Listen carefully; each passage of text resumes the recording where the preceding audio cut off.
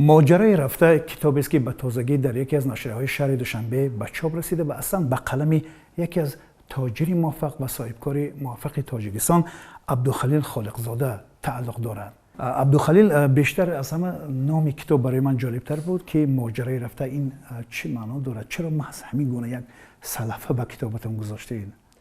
پیام هایی که در این کتاب هست باید خودی خواننده دریابد.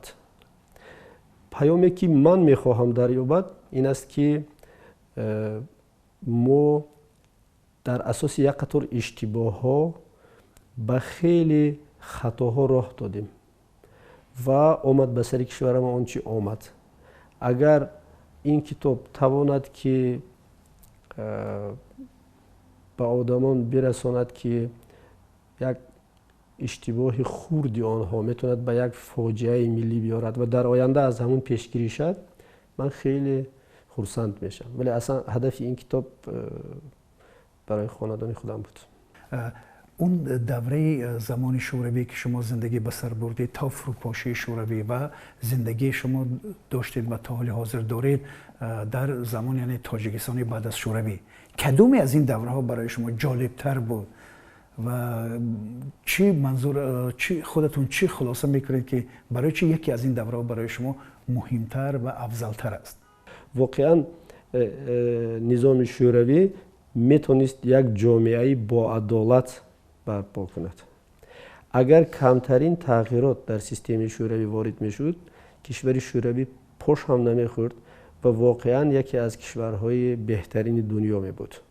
همین طوری که مثلا چین امروز با یک کمی تغییرات در نظامش توانست که موفق ترین کشور شود. متاسفانه سیستمی که ما امروز یعنی که سیستم بازاری که ما امروز در آن کار داریم، کشورمون با آن گذشت، این هیچگاه با برابری مردم آدمان در جامعه نمیارد. این از نقطه نظر متفکران نظامی خوب یا نظامی بهترین برای انسانیت نیست. ولی متاسفانه ما در آن نظامی که هستیم. یکی از موضوعهای مسئله تجارت آزاد، خصوصا که شما طوری در صحبت پیشین ما گفتید به مسئله پخته و تجارت پخته مشغول بودید.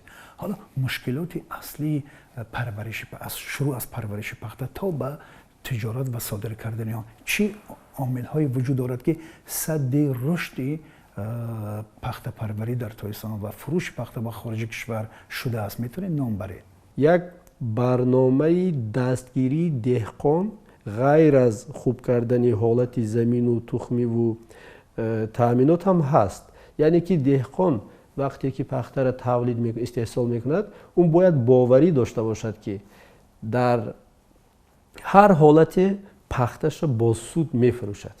یعنی یک برنامه باشد که اگر حتی نرخ‌های جهانی خیلی پایین رفت، که من در کتاب نوشتم که یکی از سالهایی که ما با این کار مشغول بودیم، ما پخته‌ای که قریب با $1000 استحصال کردیم مجبور شدیم به $600 فروشیم، چون نرخ دنیا همین شد. پخته نرخی بازار جهانی دارد.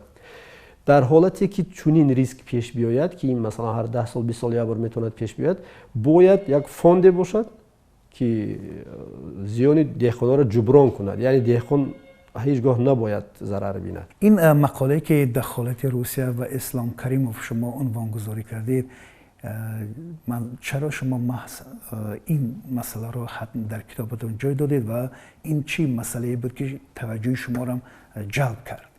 دخالت اسلام کریموف باشد وقتی که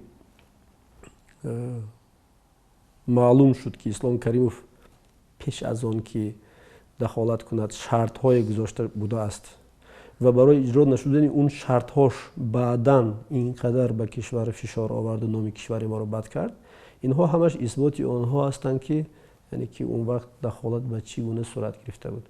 خب 16 با بگیم ابتکاری ازبکستان چه شده بود، تشکیل شده بود. اینها همش در کتاب خیلی مفصل نوشته.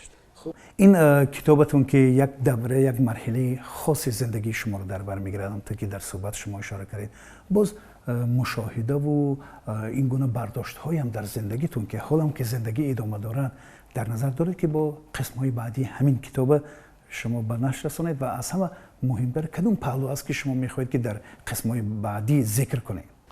همینطوری که در این کتاب هست، همونطور مشاهده های من، قصه های عجیب و غریبی که من شاهد شدم، باز هم نابسامانی هایی که از نظر من نگذاشت که کشور رشد کنه، در اونجا به تصویر کشیده میشد.